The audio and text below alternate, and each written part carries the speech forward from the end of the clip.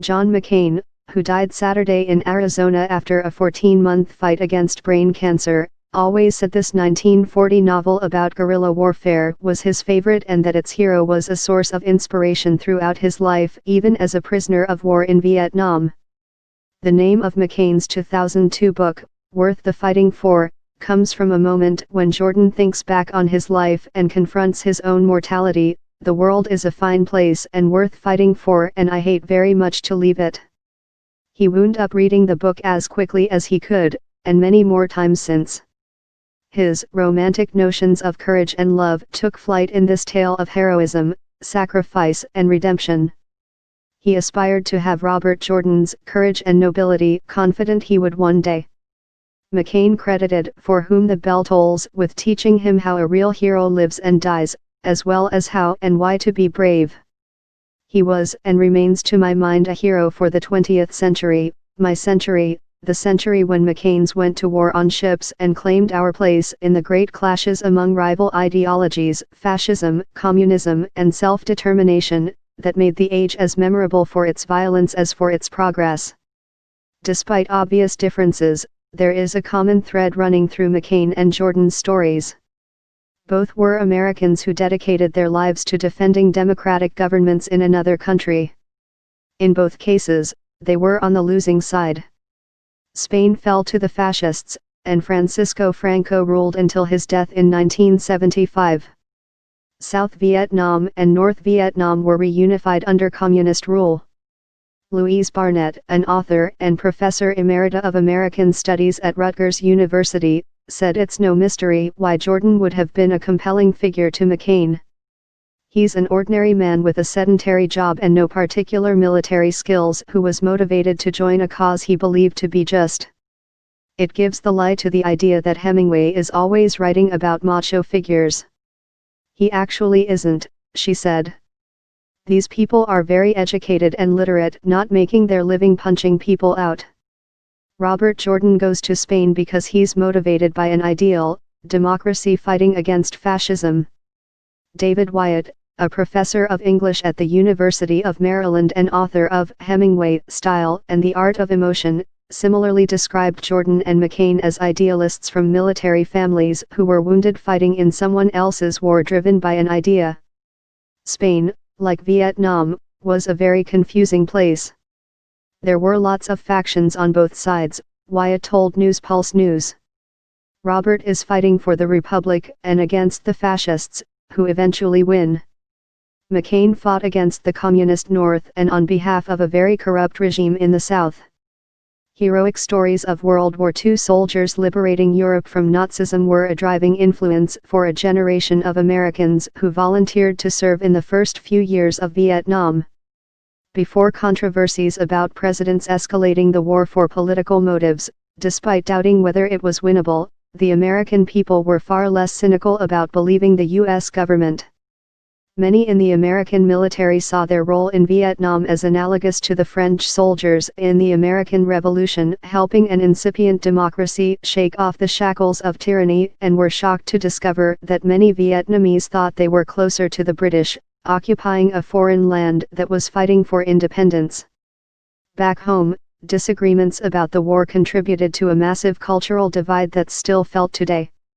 Hemingway committed suicide in 1961, the year John F. Kennedy was inaugurated, and never got to see that decade's cultural revolution forever changed the relationship between Americans and their government. The heroes of Hemingway's work are the products of a bygone era. It had greater influence on young men in his lifetime than now.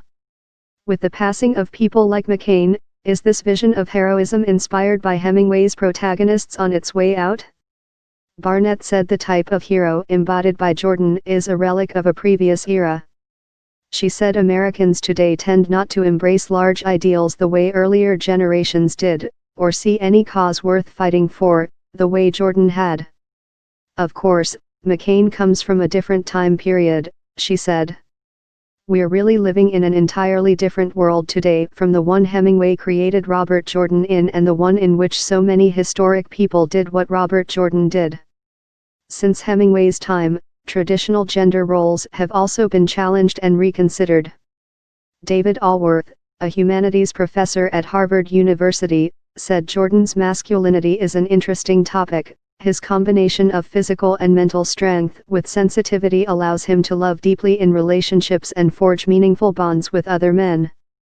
While Jordan strives to live by the same rules of self-control, acceptance, and dispassion that we often see in Hemingway's heroes, he is finally a man who feels the weight of his most difficult decisions and the heartbreak of each sacrifice, Allworth told Newspulse News.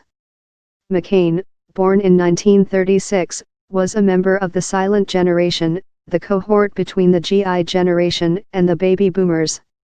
They are typically described as traditional, hardworking, and respectful of authority. As a modernist, however, Hemingway understood that people were losing faith in institutions like churches and the government throughout the 20th century. That's why you get the code hero, Barnett said. The small group of insiders who are aware of the way things really are, whereas the vast majority of people are clueless. I think he's right about that. As seen elsewhere in Hemingway's work, actually stepping into a war zone tends to disabuse people of romantic ideas about war pretty quickly. Jordan's experiences could have turned him pessimistic, like Hemingway himself, but throughout the novel he keeps his belief that his side deserves to win. Hemingway and Jordan remained committed to the Republican cause in Spain. He's very grounded and focused. He knows what he's doing there, Barnett said. And ultimately, he's willing to die for it. Really, he's a hero. The great thing about For Whom the Bell Tolls is that it is so rich and complex that readers, like McCain, can find what they need there, Wyatt said. Allworth said Jordan is honorable, decent, fights for the everyman and has a keen sense of his place within the larger war effort. In his final memoir, 2018's The Restless Wave, McCain described himself as a proud democratic internationalist. He argued that the U.S. has a special responsibility to champion human rights in all places and for all people. To make his case, once again, he invoked the Hemingway masterpiece. I took from Hemingway's For Whom the Bell Tolls that defending the dignity of others is never a lost cause whether you succeed or not, he wrote. During the Spanish Civil War and Vietnam, Americans would debate whether the conflicts were of much consequence to people living beyond their borders. Hemingway's book title comes from John Donne's Meditation XVII on the interconnectedness of humankind, suggesting that the Spanish Civil War matters to everyone, not only Spaniards.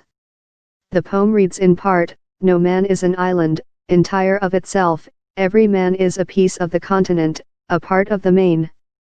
McCain said he thrilled to the Donne poem's exhortation to be involved in the struggles of mankind. "The bell tolls for me," he wrote. "I knew it would. So I tried, as best I could, to stay a part of the main."